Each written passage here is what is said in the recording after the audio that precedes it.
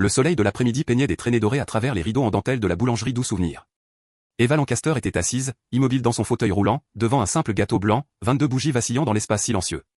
Elle était absolument seule le jour de son anniversaire. La porte tinta doucement. Un homme de 30 ans entra, suivi de sa fille de 6 ans, qui babillait joyeusement, tenant une petite boîte cadeau. Lorsqu'ils virent la jeune femme assise seule, la petite fille tira sur la chemise de son père et chuchota avec insistance. L'homme s'approcha doucement et demanda « Pouvons-nous vous rejoindre ?» Eva Lancaster avait appris à mesurer la vie dans les interstices entre les appels téléphoniques de son père. À 22 ans, paralysée de la taille depuis un accident de voiture 4 ans auparavant, elle habitait un monde de luxe qui ressemblait davantage à une cage dorée. Son père, Richard Lancaster, était le PDG de Lancaster Technologies. Un homme qui dirigeait les salles de conseil et influait sur les marchés, mais ne trouvait pas 5 minutes pour sa fille unique. L'accident avait tout changé, non seulement son corps, qui ne répondrait plus jamais à ses désirs désespérés de se lever et de courir, mais aussi sa relation avec la seule famille qui lui restait. Richard s'était réfugié dans son travail avec la ferveur d'un homme fuyant sa propre impuissance. Il lui fournissait tout ce que l'argent pouvait acheter, des infirmières 24 heures sur 24, un manoir avec toutes les commodités possibles, les meilleurs médecins qui disaient tous la même chose. Elle ne marcherait plus jamais. Ce qu'il ne pouvait pas fournir, c'était lui-même. Eva s'était habituée aux anniversaires marqués par des virements bancaires et de brefs messages, aux fêtes célébrées avec un personnel payé pour s'occuper d'elle, à une vie où son fauteuil roulant n'était pas seulement une réalité physique, mais un symbole de la distance entre elle et le reste du monde. Daniel Morris portait son chagrin différemment. Un veuf de 30 ans qui travaillait de ses mains comme charpentier. Il élevait sa fille Lily seule depuis 5 ans, depuis que sa femme Sarah était décédée en couche. Là où Richard Lancaster fuyait la douleur, Daniel avait appris à vivre à ses côtés, enseignant à sa fille que la tristesse et la joie pouvaient coexister dans le même cœur. Son atelier sentait la sueur de bois et les possibilités. Chaque meuble qu'il fabriquait était une méditation sur la permanence dans un monde où rien ne durait vraiment. Lily avait hérité des yeux pétillants de sa mère et du cœur doux de son père, une combinaison qui la rendait particulièrement sensible à la solitude des autres. C'était peut-être parce qu'elle avait grandi avec le fantôme d'une mère qu'elle n'avait jamais connue, apprenant tôt que l'amour pouvait transcender la présence, que les familles pouvaient être à la fois brisées et entières simultanément. Daniel lui avait appris à remarquer les personnes discrètes, celles assises seules dans les coins, celles dont le sourire n'atteignait pas les yeux. Tout le monde a besoin d'un ami, Lily, lui disait-il. Parfois, nous devons être assez courageux pour offrir l'amitié en premier. Quand Lily vit Eva assise seule avec son gâteau d'anniversaire, quelque chose dans le cœur de l'enfant reconnut un esprit apparenté dans l'isolement. Elle avait vu ce même regard dans les yeux de son père les jours les plus difficiles, quand il pensait qu'elle ne le regardait pas. L'intuition de la petite fille, non altérée par l'hésitation adulte, lui dit que cette belle dame en fauteuil roulant avait besoin exactement de ce qu'il pouvait offrir, non pas de la pitié, non pas de la charité, mais d'une simple connexion humaine. Daniel, suivant l'exemple de sa fille, comme il le faisait souvent en matière de cœur, vit dans la posture d'Eva le poids d'une solitude prolongée. Il reconnut la manière prudente dont elle se tenait, comme si prendre moins de place pouvait rendre son absence moins perceptible. Son œil d'ébéniste, entraîné à voir le potentiel dans le bois brut, vit au-delà des vêtements coûteux et du fauteuil roulant la personne qui se noyait dans la solitude. La décision de l'approcher n'était ni calculée ni remise en question. Elle était aussi naturelle que respirée, aussi nécessaire que son prochain battement de cœur. « Excusez-moi, dit Daniel, après qu'Eva les eut regardés avec surprise. Sa voix était chaleureuse, veillant à ne pas la surprendre. Nous nous demandions si nous pouvions nous joindre à vous. Ma fille aimerait vous souhaiter un joyeux anniversaire. » Les yeux d'Eva s'écarquillèrent, passant de l'homme aux yeux bienveillants à la petite fille vibrant pratiquement d'excitation.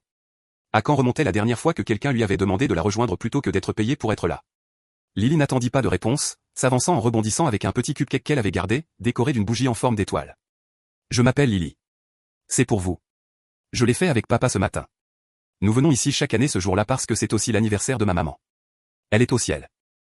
Mais papa dit qu'elle peut encore nous voir faire la fête. » L'innocence de l'offrande de l'enfant, la manière simple dont elle parlait de la mort et de la célébration dans la même phrase, transperça les murs soigneusement construits d'Eva. Daniel tira une chaise, se déplaçant avec la grâce tranquille de quelqu'un qui avait appris que les moments les plus importants de la vie ne pouvaient pas être précipités. « Je suis Daniel. C'est un beau gâteau. Personne ne devrait fêter son anniversaire seul. » Eva se retrouva à hocher la tête, incapable de parler à cause du serrement soudain dans sa gorge. Quand Lily commença à chanter « Joyeux anniversaire » de sa voix douce et légèrement fausse, Eva ferma les yeux et fit un vœu pour la première fois en 4 ans. Le vœu était simple, si simple qu'il en était presque douloureux. Elle souhaitait ne plus être seule. Le baryton de Daniel rejoignit le soprano de sa fille, créant une harmonie qui remplit la petite boulangerie d'une chaleur plus intense que celle qu'Eva avait ressentie depuis des années. D'autres clients jetèrent un coup d'œil avec des sourires, mais Eva les remarqua à peine. Son monde s'était réduit à cette table, ces deux étrangers qui avaient choisi de la voir, de s'asseoir avec elle, de donner un sens à son anniversaire. Au cours des semaines suivantes, ce qui avait commencé comme une rencontre fortuite évolua en quelque chose de plus profond et de plus intense. Daniel et Eva se rencontraient régulièrement au parc où Lily nourrissait les canards et babillait sans fin sur ses dessins, ses livres préférés et la mer qu'elle imaginait à travers les histoires de son père. Eva découvrit que la présence de Daniel n'exigeait rien d'elle. Il ne regardait pas son fauteuil roulant avec pitié ou inconfort. Il le considérait simplement comme une partie d'elle, comme la façon dont ses cheveux captaient la lumière ou comment elle se mordait la lèvre inférieure lorsqu'elle était concentrée sur un livre. Leur conversation serpentait d'abord à travers des territoires sur la littérature, les facéties de Lily, la météo. Avant de s'aventurer dans des eaux plus profondes, Daniel parla de Sarah non pas avec l'angoisse brute d'un chagrin frais, mais avec la douceur usée d'une pierre qu'il avait retournée 1000 fois dans sa poche. Il raconta à Eva comment Sarah avait été une maîtresse d'école qui croyait que chaque enfant était un univers de possibilités. Comment elle avait peint leur petit appartement avec des fresques de forêt fantastiques où tout pouvait arriver. Comment elle avait affronté ses complications de grossesse avec un courage qui lui coupait encore le souffle. Eva se retrouva à partager des choses qu'elle n'avait racontées à personne, pas même au thérapeute coûteux que son père avait engagé. Elle décrivit le moment de l'accident avec un détachement clinique au début, le conducteur ivre qui avait grillé le feu rouge, la sensation de voler dans les airs, la paix étrange avant la douleur. Puis, progressivement, elle révéla les blessures plus profondes, se réveillant pour trouver le masque de PDG de son père fermement en place alors qu'il discutait de ses soins avec les médecins comme s'il négociait un accord commercial. La lente prise de conscience qu'elle était devenue un problème à gérer plutôt qu'une fille à aimer. Les jours interminables dans le manoir où chaque besoin était anticipé, sauf le besoin d'être vu comme plus que son handicap. Lily interrompait souvent ses conversations pesantes avec le timing parfait que possèdent les enfants, entraînant Eva dans ces jeux imaginatifs où les fauteuils roulants pouvaient voler, et la tristesse n'était qu'une autre couleur à peindre. La petite fille avait décidé qu'Eva était essentielle à son monde, demandant fréquemment « Êtes-vous heureuse aujourd'hui, mademoiselle Eva ?» avec la préoccupation sérieuse d'une petite thérapeute. Un après-midi, dans leur café habituel, tandis que Lily était absorbée par son coloriage à une table voisine, Daniel regarda Eva rire de quelque chose que l'enfant avait dit, et il sentit quelque chose bouger dans sa poitrine. Ce n'était pas le coup de foudre dramatique d'un nouvel amour, mais plutôt la douce reconnaissance d'une possibilité, comme la première pousse verte perçant le sol hivernal. Eva dut sentir son regard car elle se tourna vers lui, et pendant un instant, ils se regardèrent simplement. Le café s'est estompé, et il n'y eut que cela, deux personnes qui avaient été brisées de différentes manières, découvrant qu'elles pourraient s'assembler, non pas malgré leurs blessures, mais grâce à elles. Daniel tendit la main à travers la table, ses doigts effleurant à peine les siens. Eva, je dois vous dire quelque chose. Lily et moi, nous ne sommes pas là parce que nous avons pitié de vous. Nous sommes là parce que vous rendez nos journées meilleures. Vous nous rendez meilleurs. Les yeux d'Eva se remplirent de larmes. Elle n'essaya pas de les cacher. Je ne sais pas comment faire ça, chuchota-t-elle. Moi non plus, admit Daniel. Mais peut-être que nous pouvons le découvrir ensemble. Leur relation grandit lentement, prudemment, comme un jardin entretenu par des gens qui comprenaient que les plus belles choses exigeaient de la patience. Ils découvrirent la joie dans de petits moments, Lily apprenant à Eva à plier des grues en origami, Daniel ajustant les chaises de restaurant sans qu'on le lui demande pour que le fauteuil roulant d'Eva s'y adapte parfaitement, Eva lisant des histoires à Lily avec des voix différentes pour chaque personnage pendant que Daniel la regardait avec des yeux doux. L'univers de leur petite famille en guérison aurait pu continuer à s'étendre doucement, mais Richard Lancaster observait depuis l'ombre de sa tour corporative. Il avait engagé des détectives privés dès que son personnel de maison avait signalé qu'Eva passait du temps avec une compagnie inappropriée. Les rapports sur son bureau dressaient un tableau qui le remplissait d'une froide fureur. Daniel Morris, un veuf de la classe ouvrière aux moyens modestes, passant des heures avec sa fille endommagée. Pour Richard, la conclusion était évidente. Cet homme était un prédateur, ciblant une héritière vulnérable. Il convoqua Eva dans son bureau un soir, une pièce où elle entrait rarement, avec son mur de moniteur affichant des cours boursiers et son odeur de cuir cher et de déception.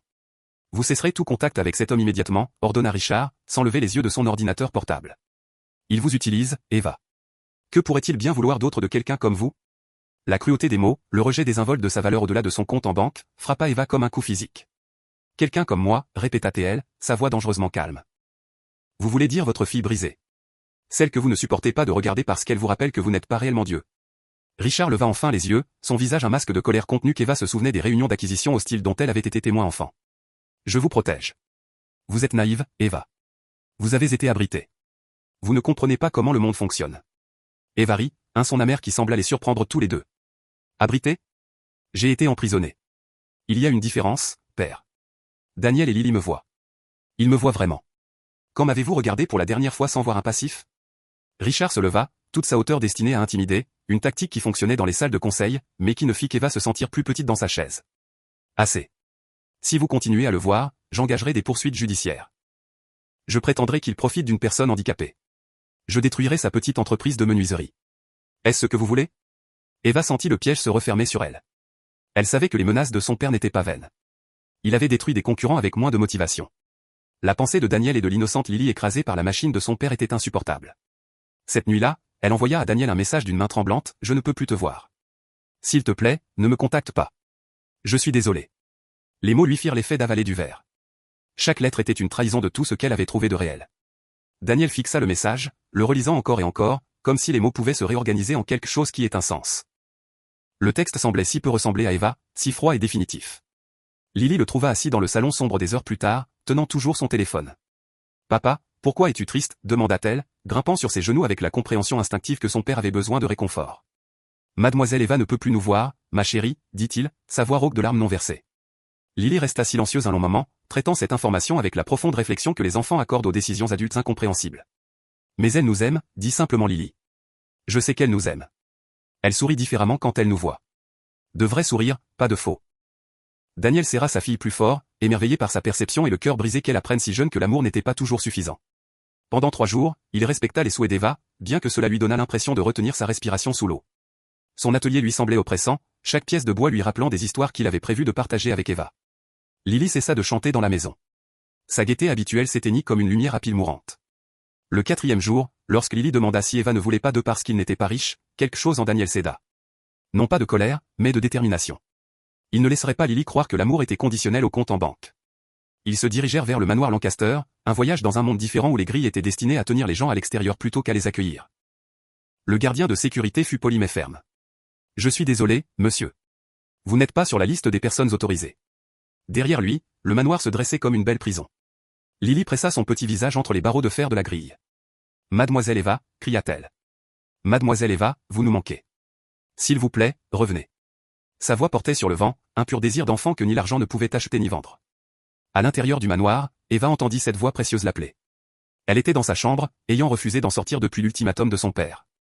Le son de Lily l'appelant était insupportable, chaque mot un rappel de ce qu'elle avait abandonné pour les protéger.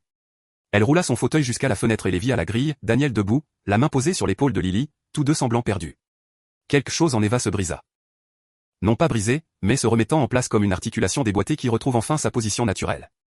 Elle pensa à toutes les années où elle avait été obéissante, à toutes les fois où elle avait choisi le confort de son père plutôt que son propre bonheur, et elle réalisa que protéger Daniel et Lily de son père ne signifiait rien si cela les détruisait tous de toute façon. Eva manœuvra son fauteuil roulant jusqu'à l'ascenseur de service, celui utilisé par le personnel, évitant les étages principaux où son père aurait pu être. Elle arriva à la porte arrière de la cuisine, où Maria, la cuisinière, qui la connaissait depuis l'enfance, jeta un coup d'œil à son visage et ouvrit simplement la porte sans un mot. « Sois heureuse, Mija » chuchota Maria, comprenant sans explication. L'air du soir était froid, et la pluie avait commencé à tomber. Mais Eva s'en moquait. Elle savait où elle devait aller, attirée par le même instinct qui les avait réunis pour la première fois. Au moment où elle atteignit la boulangerie Doux Souvenir, elle était trempée, son fauteuil roulant plus difficile à pousser sur le trottoir mouillé, ses bras endoloris par l'effort, mais elle persévéra. Elle ouvrit la porte d'une main tremblante, la clochette annonçant son arrivée comme une prière exaucée. La boulangerie était presque vide, mais là, assis à la même table où ils s'étaient rencontrés pour la première fois, se trouvaient Daniel et Lily, l'air aussi perdus qu'elle. Ils y étaient allés après avoir été refoulés du manoir, attirés par la même attraction magnétique du souvenir et de l'espoir. « Eva » s'écria Lily, sautant de sa chaise et courant vers elle, enlaçant la forme mouillée d'Eva de ses petits bras sans hésitation. « Tu es revenue. Je savais que tu reviendrais. J'ai dit à papa que tu nous aimais. » Daniel se leva lentement, ses yeux observant son état trempé, la détermination et le désespoir gravés sur son visage. Sans un mot, il retira sa veste et l'enroula autour de ses épaules, ses mains s'attardant un instant, sentant Eva trembler sous son toucher. « Tu as froid » dit-il doucement. « Que fais-tu ici, Eva ?» Elle leva les yeux vers lui, la pluie et les larmes indiscernables sur son visage. « Je choisis » dit-elle simplement. « Pour la première fois en 4 ans, je choisis. Je vous choisis. Je choisis Lily. Je nous choisis. Mon père peut menacer autant qu'il veut, mais je ne vivrai plus dans cette prison. Je ne le ferai pas. » Daniel s'agenouilla près de son fauteuil roulant, se mettant à son niveau, ses propres yeux humides d'émotion. « Eva, es-tu sûre ? Ton père pourrait rendre les choses très difficiles. Il pourrait nous nuire financièrement, légalement. » Eva tendit la main, enveloppant son visage d'une main froide, sentant la rudesse de sa mâchoire, la chaleur de sa peau. « Qui l'essaie ? J'ai déjà perdu l'usage de mes jambes. Je ne perdrai pas mon cœur aussi. Toi et Lily êtes mon cœur maintenant. » La porte s'ouvrit avec une violence qui les fit tous sursauter. Richard Lancaster se tenait là, trempé par la pluie et furieux, ayant suivi Eva grâce au GPS de son téléphone. Son costume cher était ruiné, ses cheveux soigneusement coiffés collés à sa tête. Mais sa colère brillait sans diminution. « Eva, assez de ces absurdités. Tu rentres à la maison maintenant. » Sa voix résonna dans la petite boulangerie, l'autorité et la colère rayonnant de chaque mot. Mais avant qu'Eva ne puisse répondre, Lily s'avança, avec ses 6 ans et ses 20 kilos, et se tint entre Richard et Eva. « Vous êtes méchant » dit-elle clairement, sa petite voix portant le poids de la vérité. « Vous êtes son papa, mais vous êtes méchant. Mon papa dit que la famille, c'est être là, pas seulement payer les choses. Vous faites pleurer mademoiselle Eva.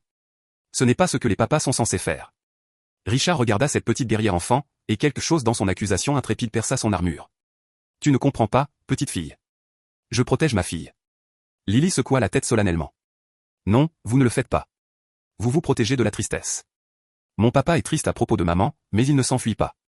Il reste. » La vérité sortit de la bouche d'une enfant plana dans l'air comme une accusation. Le regard de Richard passa de Lily à Eva, et pour la première fois en 4 ans, il regarda vraiment sa fille. Elle était trempée dans une modeste boulangerie, défendue par un charpentier et une enfant, et elle semblait plus vivante qu'elle ne l'avait été depuis l'accident. Le feu dans ses yeux, la détermination dans sa posture, la façon protectrice dont Daniel se tenait à ses côtés. C'était sa fille, pas la coquille brisée qu'il gérait. Eva, commença-t-il, sa voix se brisant.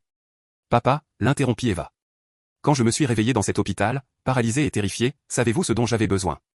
Pas des meilleurs médecins ou de l'équipement le plus sophistiqué. J'avais besoin de mon père. J'avais besoin que vous me teniez la main et que vous me disiez que nous nous en sortirions ensemble. Au lieu de cela, vous avez disparu dans votre bureau et jeté de l'argent sur le problème. Eh bien, je ne suis pas un problème à résoudre. Je suis votre fille, et je suis amoureuse de cet homme qui me voit entière, même si je suis brisée. Les épaules de Richard s'affaissèrent, le combat le quittant aussi soudainement qu'il était arrivé. Il marcha lentement vers une chaise et s'assit lourdement, paraissant tous ses 60 ans. La pluie dehors s'intensifia, tambourinant contre les fenêtres comme une accusation.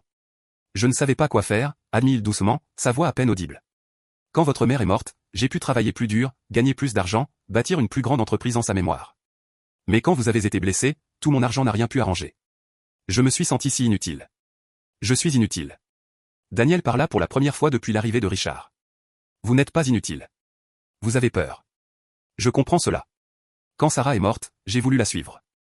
Mais Lily avait besoin de moi, alors j'ai appris à avoir peur et à être présent en même temps. Votre fille a besoin de vous, monsieur Lancaster.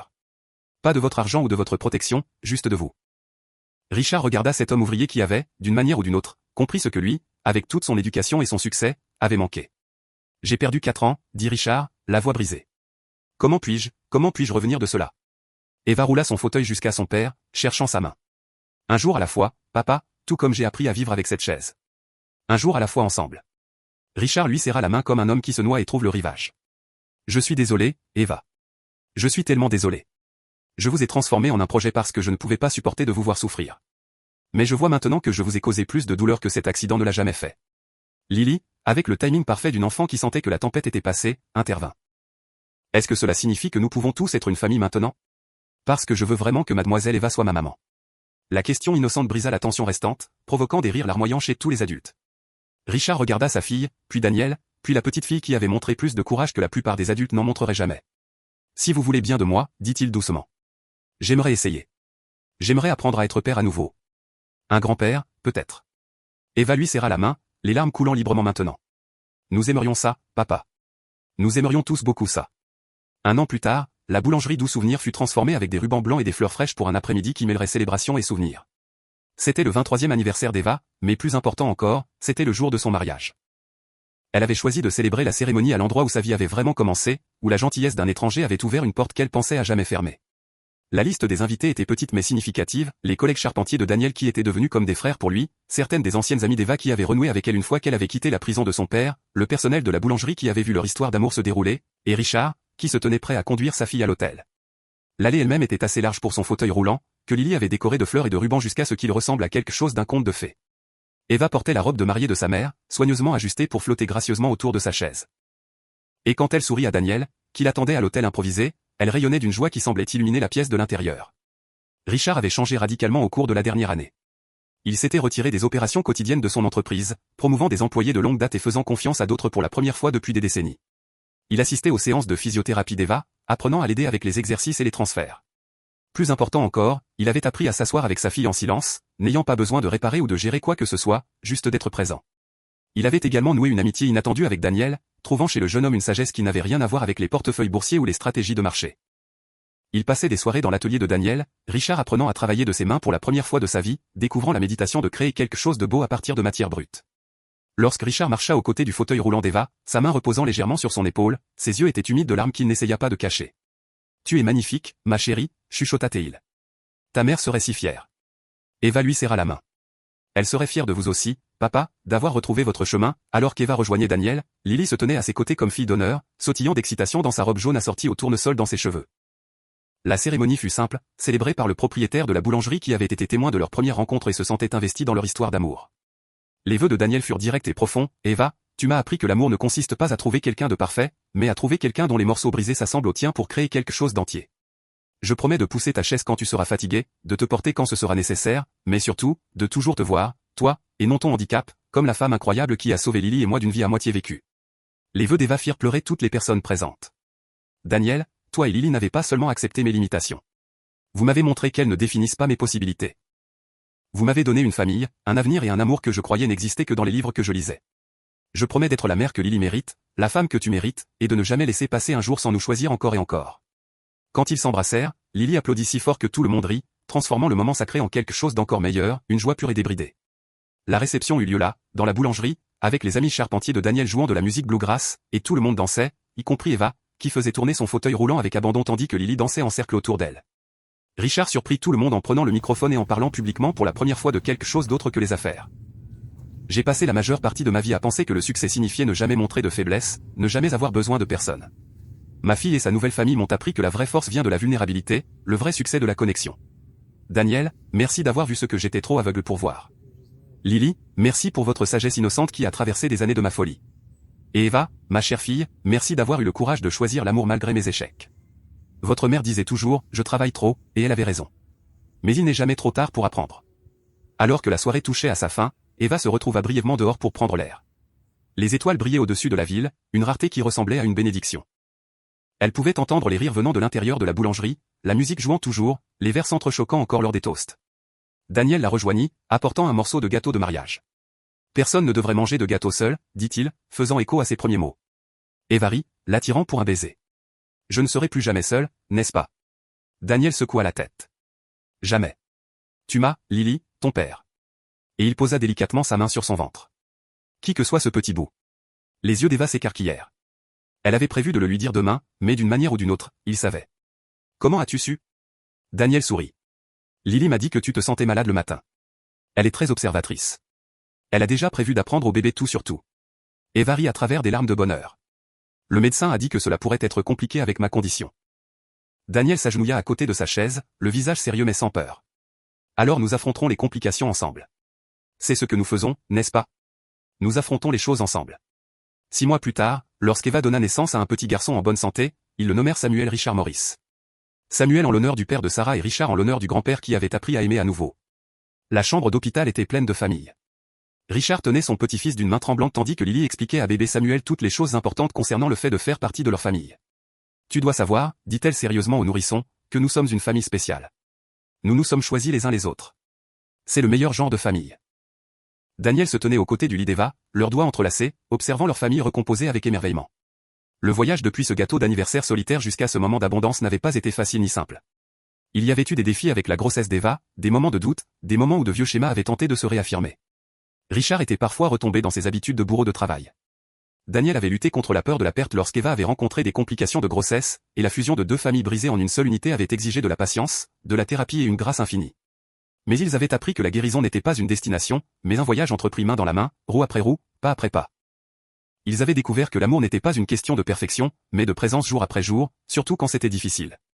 Eva regarda son père, roucoulant devant son petit-fils, Lily, faisant rire le bébé avec des grimaces, les yeux de Daniel remplis d'amour et de gratitude, et elle pensa à ce vœu qu'elle avait fait pour son 22e anniversaire. Elle avait souhaité ne pas être seule. L'univers, dans sa sagesse mystérieuse, lui avait donné bien plus, un amour qui voyait au-delà des limitations. Une famille forgée à partir de la perte et de l'espoir, et un avenir qui prouvait que parfois les plus beaux jardins poussaient dans les sols les plus inattendus.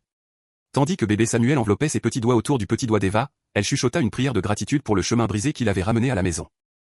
Devant la fenêtre de l'hôpital, les mêmes étoiles qui avaient été témoins de ces anniversaires solitaires veillaient désormais sur une famille qui s'était choisie encore et continuerait de se choisir pour tous les anniversaires à venir.